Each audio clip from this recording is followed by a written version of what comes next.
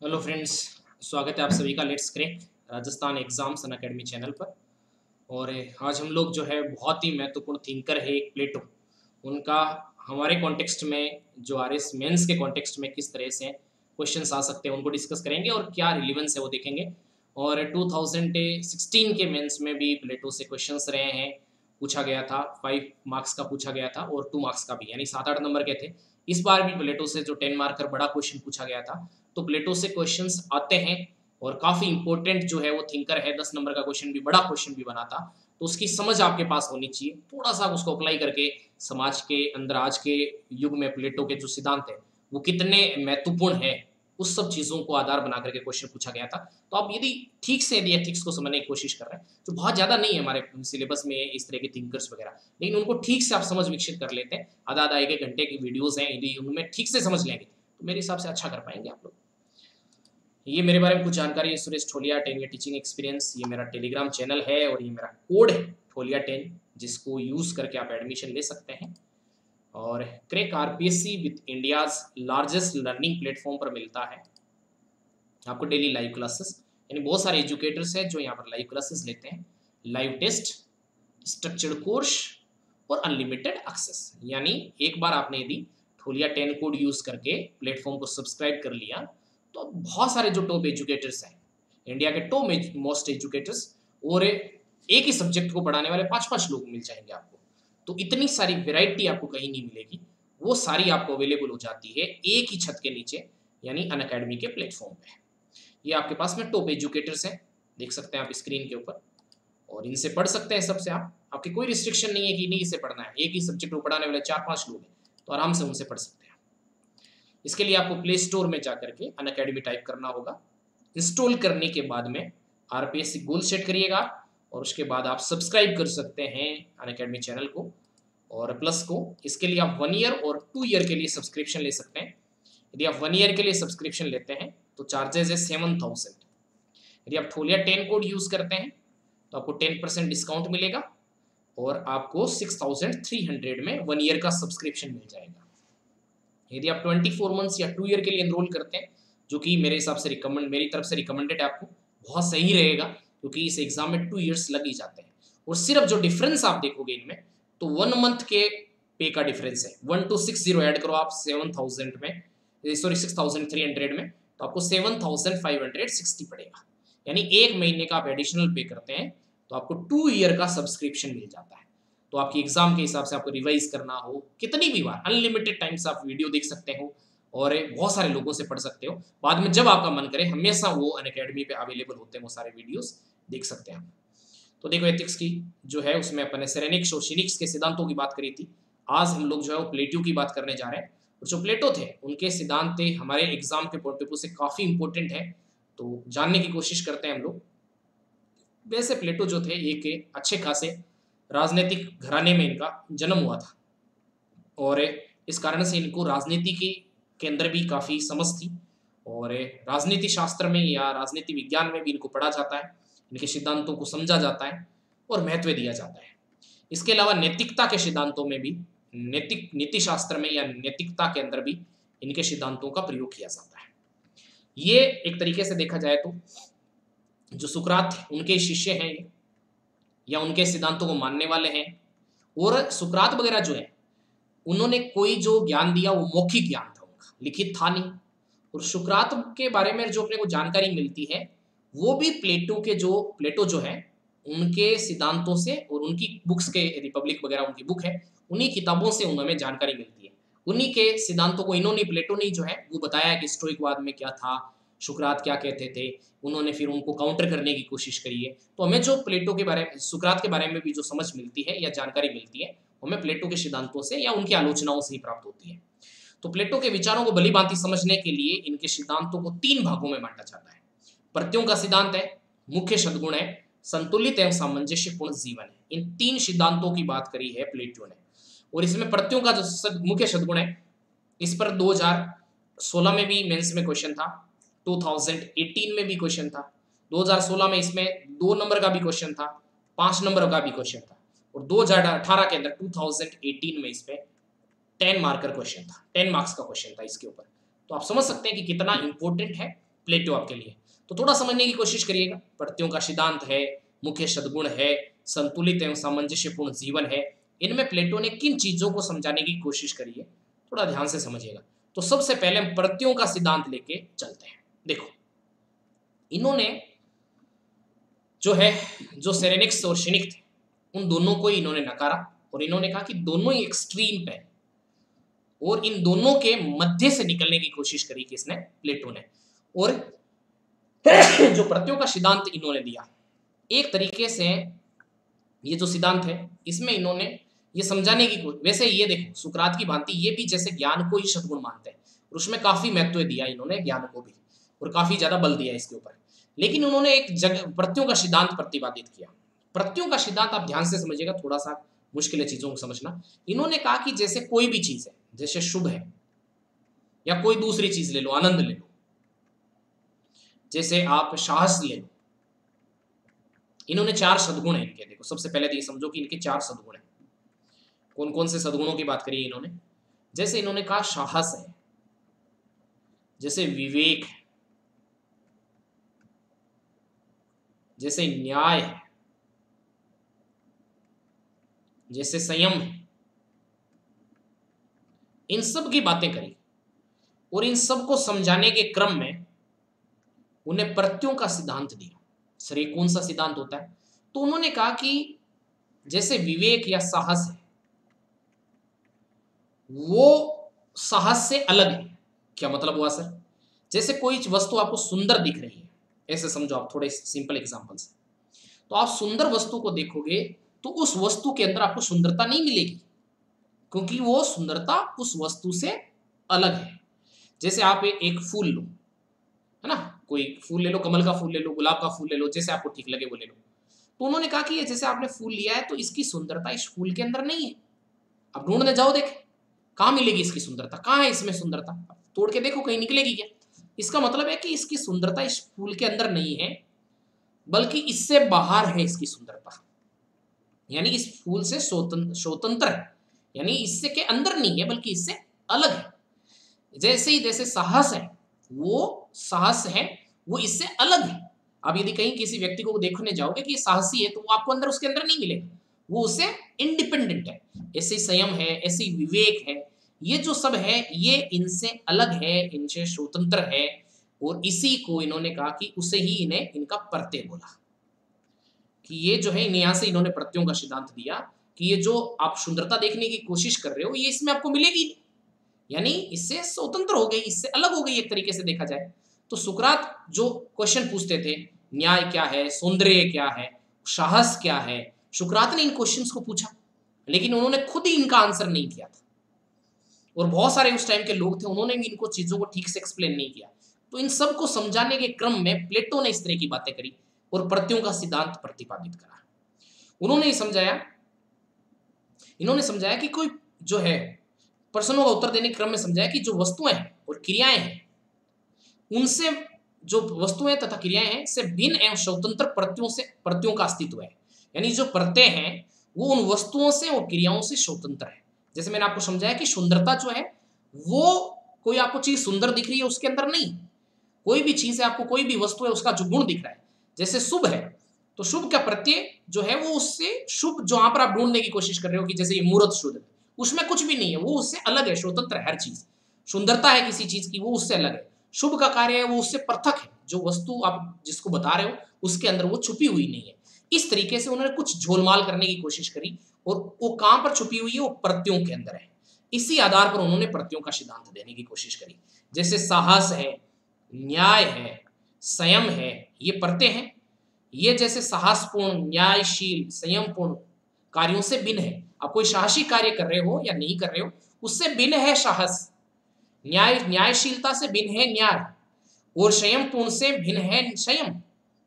कहां पर है? तो इन्होंने कहा कि ये प्रत्ययों के अंदर है, और ये प्रत्ययों का जगत है जो कि भौतिक जीवन से बाहर है। एक तरीके से यदि आप देखने की, थोड़ी सोचने की कोशिश करो तो अध्यात्म में जैसे अपन कहते हैं ना कि कुछ भी नहीं है, ये तो हमारी सोच है, सब कुछ जो है वो ईश्वर को पता है, सच भगवान को पता है। तो उसी तरीके से आप कुछ कंपेयर करने की कोशिश करो कि साहसपूर्ण कार्य में साहस नहीं है, वो उससे स्वतंत्र है। विवेकशील कार्य में विवेक नहीं, वो उससे स्वतंत्र है। संयमपूर्ण कार्य में संयम नहीं है, बल्कि उससे अलग है, सुंदरता से अलग है। शुभ जो है शुभ कार्य से अलग है, वो उसमें निहित नहीं है। इस तरह की चीजों को समझाने की कोशिश किसने करी? प्लेटो ने। इसे इन्होंने प्रत्ययों का सिद्धांत कहा था, और इन्होंने कहा कि इन सबसे अलग है, और इसे इन्होंने प्रत्ययों का जगत या प्रत्ययों का संसार कहा। इन्होंने प्रत्ययों का जगत का, और कहा यही सत्य है। साहसपूर्ण कार्य, जो आप सुंदरता देख रहे हो, ये सत्य नहीं है और ये वास्तविक नहीं है, बल्कि सत्य और वास्तविक तो जो है वो प्रत्यय है। प्लेटो के विचार में केवल सद्गुणों के प्रत्ययों का ही नहीं, सभी के प्रत्ययों का, क्या लिखा है, मैं केवल सद्गुणों के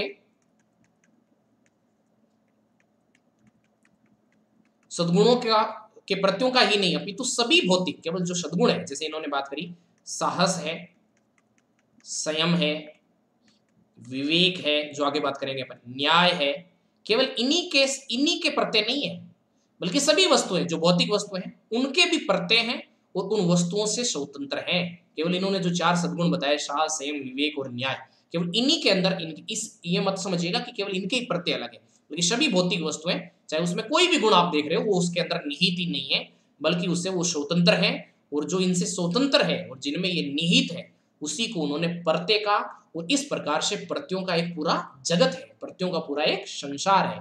इस प्रकार प्लेटो ने भौतिक तथा मानसिक जगत से भिन्न एक ऐसे जगत की परिकल्पना की जिसे उन्होंने प्रत्ययों का जगत कहा। यानी आप मानसिक जगत में या भौतिक जीवन में जो चीजों को सोच रहे हैं, समझ रहे हैं, वो चीजें है ही नहीं, और वो गुण उनका उनके अंदर निहित ही नहीं है।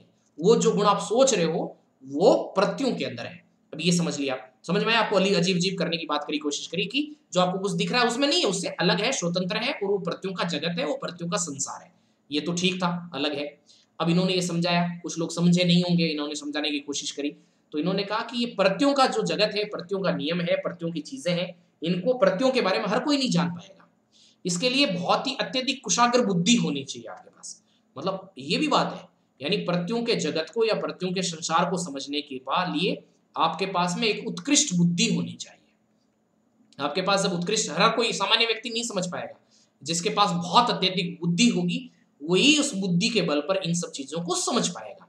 यानी प्रत्ययों के जगत या प्रत्ययों के संसार या प्रत्ययों को केवल वही समझ पाएगा जिसके पास बुद्धि है। यदि आपको मैंने इतनी देर में समझाई, यदि आपको बात समझ में आ गई, इसका मतलब है कि आप प्लेटो के हिसाब से बुद्धिमान हो। यदि आपको अभी तक समझ में नहीं आई है, इसका मतलब है कि आप प्लेटो के हिसाब से बुद्धिमान नहीं हो, क्योंकि हर किसी आदमी को समझ में नहीं आती।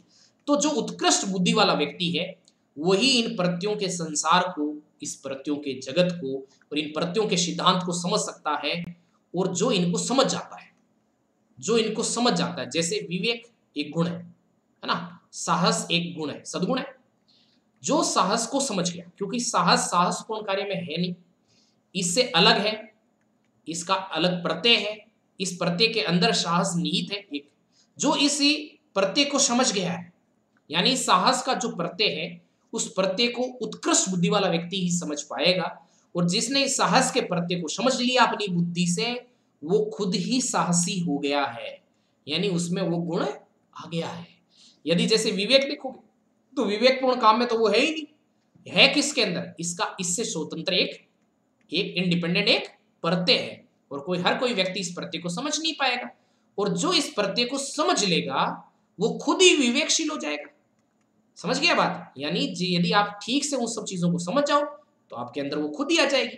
जैसे संयम है वो, संयम जो है वो संयमपूर्ण कार्य में है ही नहीं। संयम का जो सिद्धांत है वो प्रत्ययों में छिपा हुआ है, और इसको कोई हर आदमी, सामान्य आदमी समझ नहीं पाएगा। जो इसको समझ जाएगा वो खुद व्यक्ति संयमित हो जाएगा, उसमें खुद में ये संयम आ जाएगा। इस बात को समझने की कोशिश करनी है आपको, ठीक है? तो देखो, भौतिक तथा मानसिक जगत इसके छाया मात्र होने के कारण असत्य है, अवास्तविक है। यानी सच क्या है? सच तो प्रत्यय है। बस जो ये भौतिक जगत देख रहे हो आप और ये जो मानसिक जगत देख रहे हो, ये तो इस प्रत्ययों की जो है छाया मात्र है, सिर्फ इसकी छाया है और कुछ नहीं है, वो जो कि सत्य है ही नहीं। ये तो असत्य और अवास्तविक है। सत्य क्या है? सत्य तो प्रत्ययों का जगत जो है वो सत्य है। इन्होंने ये समझाने की कोशिश करी, इस तरीके से गोल गोल करने की कोशिश करी इन्होंने। सभी वस्तुएं और मानसिक क्रियाएं प्रत्ययों की केवल अपूर्ण प्रतिक्रियाएं कृतियां हैं, यानी जो भी जो चीजें प्रत्ययों से ही प्रत्ययों की छाया के रूप में ये प्रकट हुई है, अतः उनकी स्वतंत्र सत्ता हो ही नहीं सकती है। छाया जैसे मैं हूं, मेरी छाया है, उसकी स्वतंत्र सत्ता कैसे हो सकती है? जब मैं रहूंगा तभी तो मेरी छाया रहेगी। तो ये समझाने की कोशिश करी कि वास्तविक तो परते है, यानी सुख है, शुभ है, संयम, न्याय, विवेक, जितनी भी भौतिक चीजें आप देख रहे हो और उनके गुणों को आप देख रहे हो, वो गुण उन वस्तुओं के अंदर है ही नहीं, उनके गुण तो प्रत्ययों के अंदर है। वो प्रत्ययों का एक जगत है जिसको एक कुशाग्र बुद्धि वाला व्यक्ति समझ सकता है, हर कोई समझ नहीं पाएगा। जो उसको जान लेता है वो वैसा हो जाता है। ये बातें किसने करी? इन्होंने। बाकी जो भौतिक और मानसिक चीजें हैं जिसको आप देख रहे हो, समझ रहे हो, वो तो बस उनकी छाया है और वो सच्चाई है नहीं, फालतू टाइम खराब कर रहे हो। ये कौन कह रहा है? प्लेटो कह रहा है। इसी कारण प्लेटो प्रत्ययों के ज्ञान को ही वास्तविक ज्ञान मानते हैं, यानी जिसने इस प्रत्ययों का ज्ञान प्राप्त कर लिया वो सभी चीजों को समझ गया और उसे सांसारिक वस्तुओं के ज्ञान को नहीं, है ना, उसको नहीं मानता है। किसको मानता है? प्रत्ययों को ही। यानी सांसारिक वस्तुओं का ज्ञान जो है वो सही ज्ञान नहीं है, क्योंकि वो गुण उसके अंदर निहित ही नहीं है। वो गुण तो प्रत्ययों में निहित है। जो प्रत्ययों को समझ लेगा वो वैसा हो जाएगा और वही वास्तविक ज्ञान है। सांसारिक जो चीजें दिख रही है आपको, भौतिक और मानसिक, ये तो उसकी छाया मात्र है, ये असत्य है, ये सही है ही नहीं। सत्य तो प्रत्ययों का जगत ही सत्य है। ये किसने बात करी? प्लेटो ने। आपको समझ आ रही कुछ कुछ दार्शनिक चीजें? सभी मनुष्यों के लिए प्रत्ययों का ज्ञान प्राप्त करना संभव नहीं है। मैंने कहा ना, कुछ बुद्धि वाले लोग इसे प्राप्त करेंगे, कुछ प्रतिभा संपन्न, जिनके पास ज्यादा प्रतिभा है, वही व्यक्ति इस ज्ञान को दीर्घकालीन प्रशिक्षण, सामान्य नहीं, काफी ज्यादा लंबी ट्रेनिंग के बाद तथा निरंतर कठोर परिश्रम करने के बाद ही इसे प्राप्त कर सकेगा। यानी इन प्रत्ययों के बारे में जानकारी प्राप्त करना इतना आसान नहीं है भाई। इनको प्राप्त कोई प्रतिभा संपन्न व्यक्ति ही कर सकता है और इसके लिए आपको दीर्घकालिक प्रशिक्षण चाहिए, निरंतर कठोर चाहिए। प्रयास करोगे, परिश्रम करोगे, तभी आप इसको जान पाओगे। आपके पास प्रतिभा होनी चाहिए, कठोर परिश्रम होना चाहिए, कठोर प्रशिक्षण होना चाहिए। एक बार आप प्रत्ययों को जान लो और यदि आपने उसको जान लिया, जैसे विवेक को जान लिया, तो आपके अंदर विवेक का सद्गुण जो है खुद बेखुद आ जाएगा। इसके लिए आपको कोई प्रयास करने की जरूरत नहीं। प्लेटो का विश्वास है कि वस्तुओं तथा सद्गुणों के प्रत्ययों के ज्ञान से ही मनुष्य का भौतिक जगत और नैतिक आचरण को समुचित ज्ञान हो सकता है। यानी पूरी चीजों को आपको जानने का पीछे आधार प्रत्ययों का ज्ञान ही है, क्योंकि इसे ही उन्होंने प्रत्ययों के ज्ञान को ही वास्तविक ज्ञान माना है। तो आपसे कभी पूछ सकते हैं कि जो प्लेटो है किस ज्ञान को वास्तविक ज्ञान मानते हैं, तो आप कहना कि प्रत्ययों के ज्ञान को ही वास्तविक ज्ञान मानते हैं। जिस व्यक्ति ने न्याय, साहस, संयम, विवेक आदि के प्रत्ययों को ज्ञान प्राप्त कर लिया है। आपको पता है कि न्याय जो है न्यायपूर्ण कार्यों में नहीं है, बल्कि इससे स्वतंत्र इसका प्रत्यय है। साहस का स्वतंत्र प्रत्यय है, संयम का भी स्वतंत्र प्रत्यय है, विवेक का भी स्वतंत्र प्रत्यय है। और जो इसको जान लेगा, जो कि आसान नहीं है, कठोर परिश्रम से, कठोर प्रशिक्षण से प्रतिभा संपन्न व्यक्ति, कुशाग्र बुद्धि वाला व्यक्ति इसको जान पाएगा। जो इसे जान लिया है वही वास्तव में वही व्यक्ति खुद ही न्यायशील हो गया है। उस व्यक्ति में साहस का गुण आ गया है, उस व्यक्ति में संयम का गुण आ गया है, उस व्यक्ति में विवेक का गुण आ गया है। ये गुण उसमें सौते ही आ जाएंगे, जो मैं इतनी देर से आपको बात समझाने की कोशिश कर रहा। इन प्रत्ययों का ज्ञान केवल बुद्धि द्वारा प्राप्त किया जा सकता है, इंद्रियों द्वारा ज्ञान हो ही नहीं सकता है। यानी जिस बुद्धि द्वारा होगा या फिर इंद्रियों द्वारा, जैसे सुंदरता आप किस आधार पर देख रहे हो? अपनी आंखों से देख रहे हो, तो वो दिखेगी नहीं, क्योंकि वो उसके अंदर है ही नहीं। सुंदरता उससे स्वतंत्र है, वो जो स्वतंत्र किस में? प्रत्यय के अंदर है, उसे इंद्रियों से देखा नहीं जा सकता। उसके लिए आपके पास में कुशाग्र बुद्धि होनी चाहिए, आप प्रतिभाशाल व्यक्ति होने चाहिए, आप जो है वो कठोर मेहनत वाले होने चाहिए, कठोर प्रशिक्षण वाले व्यक्ति होने चाहिए। इंद्रिय जन्य ज्ञान जो है वो भौतिक वस्तुओं तथा मानसिक अनुभवों तक ही सीमित होता है, किंतु प्रत्यय जो है वो अमूर्त है, अनश्वर है, पूर्ण है, अतः उन्हें केवल बुद्धि द्वारा ही जाना जा सकता है। यानी इनका ज्ञान जो है इंद्रियों से हो ही नहीं सकता है। आई थिंक आप बात समझ गए होंगे। अब देखो, इस प्रकार प्लेटो ने बुद्धि को विशेष महत्व दिया है और ये कहा कि वही व्यक्ति सद्गुण युक्त हो सकता है जो बुद्धि द्वारा सद्गुण के प्रत्ययों का ज्ञान प्राप्त कर चुका हो।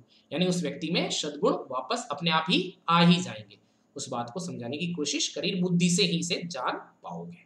बात समझ में आ रही होगी। प्लेटो के मतानुसार एक प्रत्यय समस्त प्रत्ययों में समन्वय स्थापित करता है और वह है शुभ का प्रत्यय। यानी सभी प्रत्ययों के बीच में समन्वय कौन करेगा? शुभ का प्रत्यय ही करेगा। लेकिन शुभ को भी आप जो है अपनी इंद्रियों से नहीं जान सकते हैं। यानी शुभ को भी आप इंद्रियों से नहीं जान सकते हैं। शुभ को जानने के लिए आपको अपनी बुद्धि का प्रयोग करना पड़ेगा, आपके अंदर प्रतिभा होनी चाहिए, आप कठोर परिश्रमी होने चाहिए, आपको प्रशिक्षण लेना पड़ेगा। जैसे ही आप जान जाओगे तो आपको सुख जो है वो सद्गुण जो है आपके अंदर आ जाएगा।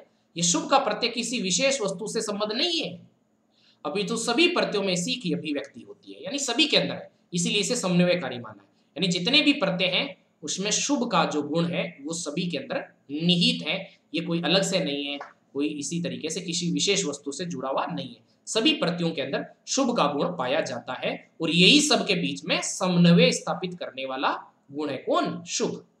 प्लेटो इस शुभ के प्रत्यय को सर्वाधिक महत्वपूर्ण प्रत्यय मानते हैं क्योंकि उनके विचार में ये प्रत्यय ही सत्य, ज्ञान, सौंदर्य तथा नैतिक शुभत्व का मूल आधार है, सब चीजों का आधार है और सभी के अंदर जो है वो शुभ छुपा हुआ है।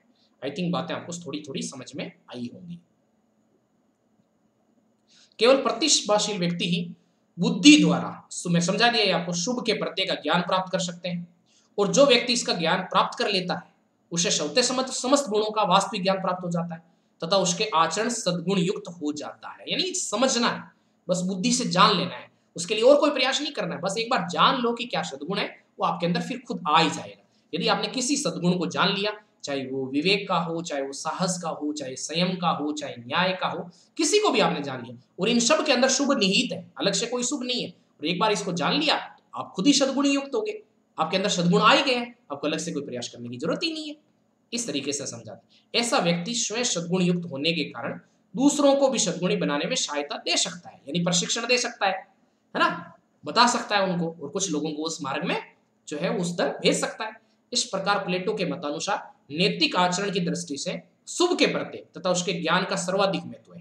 ध्यान रख देना है कि शुभ को उन्होंने सबसे ज्यादा इंपॉर्टेंट माना है क्योंकि हर वस्तु के अंदर ये निहित है, किसी एक वस्तु से ये जुड़ा हुआ नहीं है। उसको जानने के लिए आपके पास बुद्धि होनी चाहिए, एक बार आपने जान लिया तो आप शुभ के सद्गुण युक्त हो ही गए। आई थिंक आपको बातें समझ आ रही होगी। तो ये प्रत्ययों का सिद्धांत था, थोड़ा गोलमाल है। अब देखो मुख्य सद्गुणों की बात करिए और यहां से 2000 मैंने बताया कि 16 में भी क्वेश्चन है, यहां से 2018 में भी क्वेश्चन है, आगे भी पूछा जा सकता है। तो इसमें कौन कौन से सद्गुण है? तो 2016 में तो पूछा था कि प्लेटो के सद्गुण कौन कौन से हैं, तो विवेक है, साहस है, संयम है और न्याय है। ये 4 सद्गुण है किसके? किसके? प्लेटो के। तो प्लेटो के 4 सद्गुणों का ध्यान रखिएगा, विवेक, साहस, संयम और न्याय, ये 4 सद्गुण है, ध्यान रखिएगा। उन्होंने अपने ग्रंथ में इन मुख्य सद्गुणों को विस्तृत व्याख्या की है, काफी व्याख्या करी इन्होंने, समझाने की कोशिश करी तथा इन्हें राज्य तथा व्यक्ति दोनों के लिए कल्याण के लिए आवश्यक माना। यानी देखो इसी तरह का क्वेश्चन आरएस में पूछा गया था 2018 में। तो ये जो सद्गुण है ये दोनों के लिए जरूरी मानते हैं, किसके लिए? राज्य के लिए। मैंने कहा ना राजनीति में इनको काफी इंटरेस्ट भी था और एक राजनीतिक परिवार से जुड़े हुए भी थे, तो ये इन सद्गुणों को राज्य के अंदर भी देखते हैं और व्यक्ति के स्तर पर भी देखते हैं। यानी जो सद्गुण है 4, विवेक है, साहस है, संयम है और न्याय, इन सद्गुणों को वो राज्य के स्तर पर भी देखते हैं और व्यक्ति के स्तर पर भी देखते हैं। यानी दोनों स्तर पर ये देखते हैं, राज्य के स्तर पर भी और व्यक्ति के स्तर पर भी। ध्यान देना है, हम पहले राज्य के स्तर पर देख लेते हैं फिर व्यक्ति के स्तर पर देखते हैं। तो देखो उन्होंने क्या समझाया, एक न्यायपूर्ण राज्य की स्थापना की बात करी है। इन्होंने एक न्यायपूर्ण राज्य की स्थापना की बात करी है। किस तरीके से बात करी है सर? देखो इन्होंने इस तरीके से समझाया है कि राज्य के जो 3 अंग होते हैं उनको विवेक, साहस और संयम में बांटा है। लोगों कैसे कैसे, या देखते हैं स्लाइड में, आपको थोड़ा ज्यादा समझ में आएगा। देखो जैसे उनके मानना यह है कि जैसे देखो 3 भागों में बांटा है, राज्य के सभी नागरिकों को 3 भागों में उन्होंने बांट दिया। एक जो है वो प्रशासन को चलाने वाले, एक है राज्य को प्रशासन चलाने वाले। देखो एक है प्रशासन चलाने वाले, 3 भागों में बांट दिया। एक हो गए सुरक्षा प्रदान करने वाले, एक हो गए उत्पादन करने वाले।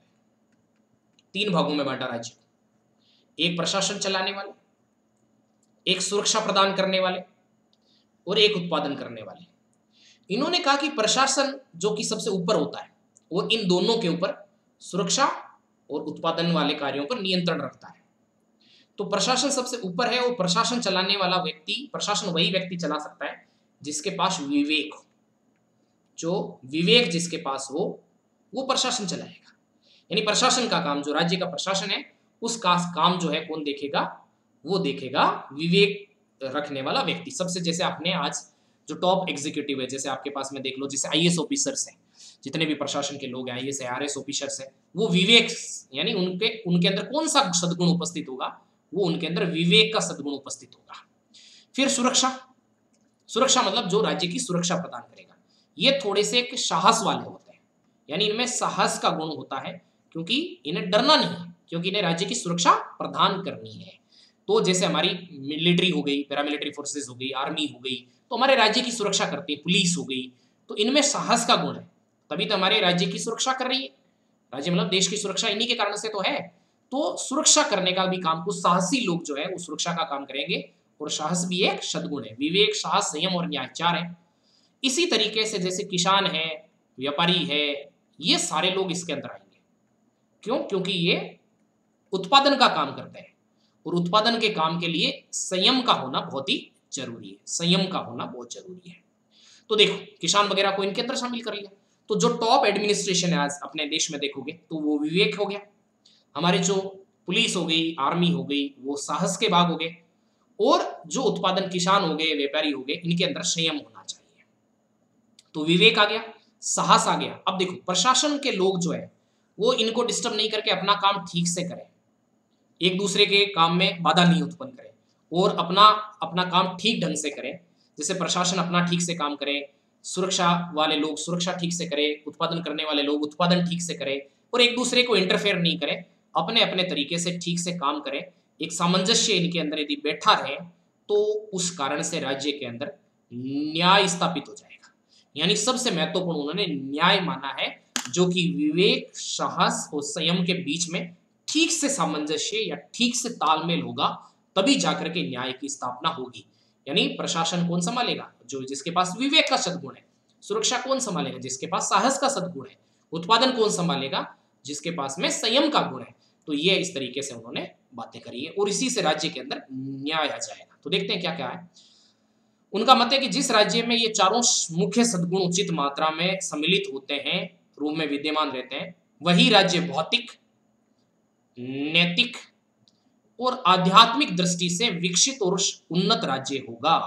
यानी चारों सद्गुण होंगे तो वो राज्य भौतिक दृष्टि से, नैतिक दृष्टि से और आध्यात्म की दृष्टि से वो राज्य उन्नत होगा। ये ध्यान देना आपको। उन्होंने राज्य के सभी नागरिकों को 3 वर्गों में बांटा, और प्रथम वर्ग में नागरिक वे नागरिक आते हैं जिनका कार्य राज्य के प्रशासन का संचालन करना है और सुरक्षा एवं व्यवस्था के लिए नीतियों का निर्धारण करना है, जैसे हमारा टॉप एग्जीक्यूटिव्स है। राज्य का समुचित मार्गदर्शन करने के लिए इन प्रशासकों को विवेकशील होना चाहिए। ये बात बता दी मैंने आपको। इसी कारण प्लेटो ने विवेक को ही प्रशासकों का विशेष सद्गुण माना है। यानी जो प्रशासक हैं उनके अंदर विवेक का सद्गुण होना चाहिए। राज्य के नागरिकों को दूसरा वर्ग योद्धाओं का है। दूसरे योद्धा हैं जिनमें किस प्रकार का गुण होना चाहिए? उन योद्धाओं में जो सुरक्षा प्रदान करने का काम करेंगे, उनमें साहस का गुण होना चाहिए। ये वीर पुरुष ही आंतरिक व्यवस्था और बाह्य आक्रमण से, या आंतरिक अव्यवस्था और बाह्य आक्रमण से राज्य की रक्षा कर सकते हैं। अतः उसकी सुरक्षा का संपूर्ण उत्तरदायित्व इन्हीं नागरिकों के ऊपर होता है। इसलिए इनमें साहस का सद्गुण निहित होना चाहिए। इसकी बात करते हैं कौन? प्लेटो। इस महान उत्तरदायित्व को भली भांति निभाने के लिए इन नागरिकों में साहस का होना बहुत ही आवश्यक है। यही कारण है कि साहस को योद्धाओं का प्रमुख जो है वो सद्गुण माना गया है। प्रमुख सद्गुण माना गया योद्धाओं का, जो सुरक्षा प्रदान कर रहे हैं। राज्य के अंदर भी किसी प्रकार की अव्यवस्था हो रही है या बाह्य किसी प्रकार का आक्रमण हो रहा है, तो उसका सामना योद्धा लोग कर सकते हैं, और इनके बिना राज्य सुरक्षित नहीं रह सकता है। और इनके पास एक सद्गुण होना चाहिए। कौन सा सद्गुण होना चाहिए? साहस का सद्गुण होना चाहिए। ठीक है। राज्य के नागरिकों का तीसरा वर्ग भी है, जिसमें हम कृषकों, श्रमिकों तथा व्यवसायिकों को रखते हैं। एक तीसरा वर्ग भी राज्यों के नागरिकों का तीसरा वर्ग भी है, जिसको कृषकों, श्रमिकों और व्यवसायिकों को इसके अंदर सम्मिलित किया गया है। ठीक है ना, जिसको मैंने कहा कि उत्पादन है। इनका कार्य जो है, इनका जो कार्य है राज्य के लिए सभी प्रकार की भौतिक वस्तुओं का उत्पादन करना है, उसकी समृद्धि के लिए परिश्रम करना है। ये मैंने समझाई थी आपको चीजें, कोई बात ही नहीं। नागरिकों के परिश्रम पर ही राज्य की उन्नति एवं उसकी समृद्धि निर्भर करती है, अतः उनका संयमी होना बहुत ही जरूरी है। तो समझ में आया आपको कि प्रशासक के अंदर कौन सा गुण होना चाहिए? विवेक का। देखो कितना इंटरेस्टिंग है ये सब चीजें। और योद्धा के अंदर कौन सा गुण होना चाहिए? साहस का। और किसान या उत्पादन करने वाले में किस गुण होना चाहिए? संयम का। प्लेटो के मतानुसार अपने समस्त इच्छाओं तथा भावनाओं पर उचित नियंत्रण रखना ही संयम है। सभी प्रकार की भावनाओं पर नियंत्रण रखना, ये संयम संपूर्ण समाज के लिए भी आवश्यक है, यानी सभी के लिए जरूरी है। संयम के फलस्वरूप राज्य के विभिन्न वर्गों में समुचित व्यवस्था बनी रहती है। इसकी बात करिए इन्होंने। इसके अतिरिक्त संयम के कारण ही प्रजा में आज्ञा पालन तथा प्रशासकों में निस्वार्थ जन कल्याण की भावना विकसित होती है। इस प्रकार राज्य की सुव्यवस्था, सुरक्षा तथा समृद्धि के लिए विवेक, साहस और संयम, इन तीनों सद्गुणों का होना बहुत ही जरूरी है। परंतु प्लेटो के विचारों में न्याय इन सभी सद्गुणों की अपेक्षा अधिक व्यापक और महत्वपूर्ण है। ध्यान रखिएगा, न्याय सबसे महत्वपूर्ण है। मैंने आपको समझाया, जो कि इसमें तीनों का सामंजस्य होता है। इसका कारण है कि न्याय में से सभी सद्गुणों का समावेश होता है।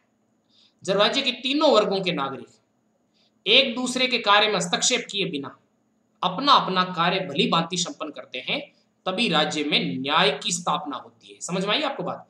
इसका अभिप्राय यह है कि जिस राज्य के प्रशासक विवेक पूर्वक जनता का मार्गदर्शन करते हैं, योद्धा जो है साहस पूर्वक उसकी सुरक्षा करते हैं, और कृषक, श्रमिक तथा व्यवसायी संयम पूर्ण उत्पादन करते हैं, उसी राज्य को न्याय आधारित राज्य मानते हैं। ये लाइन यदि राज्य में न्याय की बात करें तो आप 2 मार्कर क्वेश्चन में ये लाइनें आप लिख सकते हो।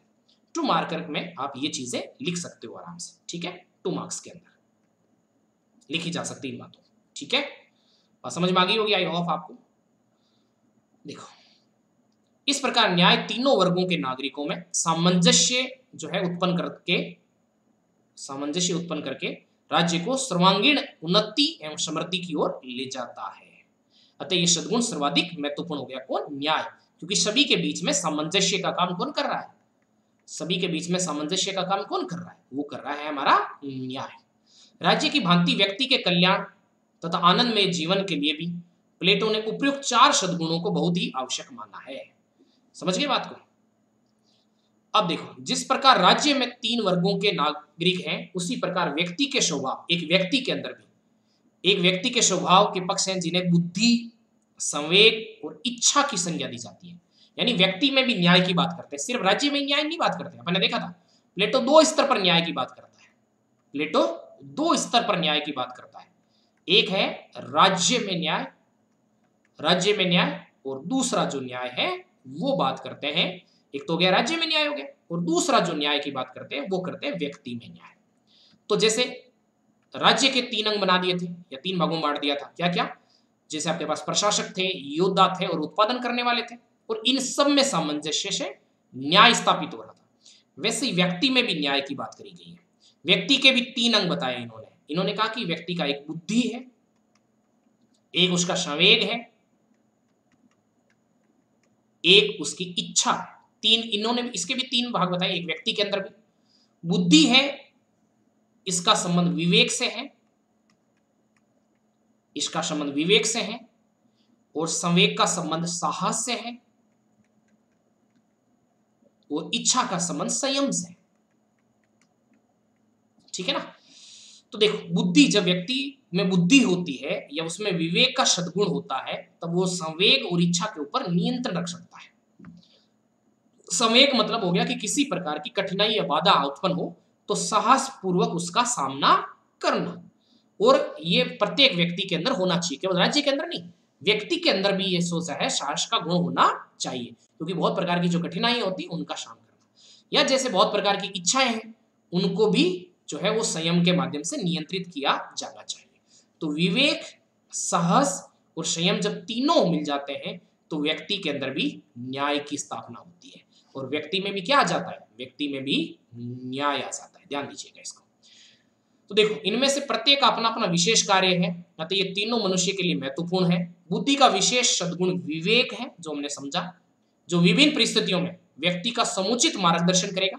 हम बुद्धि या विवेक के आधार पर ही हमारा मार्गदर्शन होता है। और शेष दो पक्ष जैसे इच्छा और संवेग है को नियंत्रित करता है। समझ लिया तुम लोगों ने। साहस द्वारा मनुष्य सभी प्रकार की बाधाएं, विपत्तियां, किसी प्रकार का भय, किसी प्रकार का संकट यदि उत्पन्न होता है तो उस पर विजय प्राप्त करता है। और इसलिए उनके अंदर इसी प्रकार का सद्गुण होना चाहिए।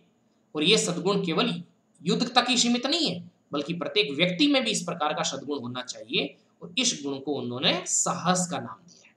इस व्यापक अर्थ में साहस सामान्य व्यक्ति के लिए भी उतना ही आवश्यक है जितना एक योद्धा के लिए, क्योंकि योद्धा जो है वो राज्य की सुरक्षा करता है। लेकिन व्यक्ति के जीवन में जो बाधाएं उत्पन्न हो रही है, विपत्तियां आ रही है, संकट आ रही है, भय है, उन पर विजय प्राप्त करने के लिए व्यक्ति के अंदर भी साहस होना चाहिए।